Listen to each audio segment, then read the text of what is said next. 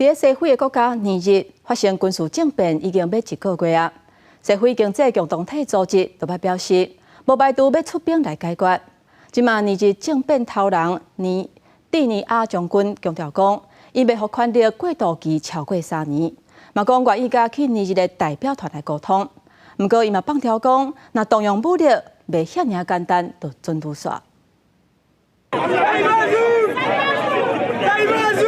这是7月2日年日发生军事政变了后，总统贝佐梅支持者要求军方放人。15个国家组成的西非国家经济共同体，佮一度伫奈及利亚召开经济峰会，无排除出兵来恢复尼日的行政秩序。也毋过尼日政变领导人蒂亚尼将军态度是真硬，发表12分钟的演讲，批评受到西非经共体的非法佮无人道的制裁，宣布要展开30天的全国对话，以提出具体建议，提升行政生活拍基础。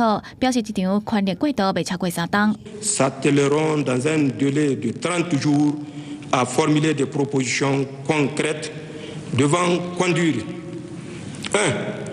à définir les principes fondamentaux devant régir notre transition.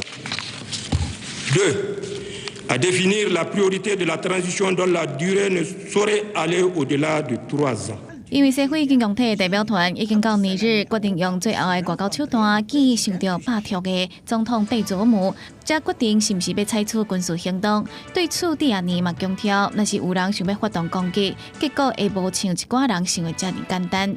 讲是新闻台是同朋友。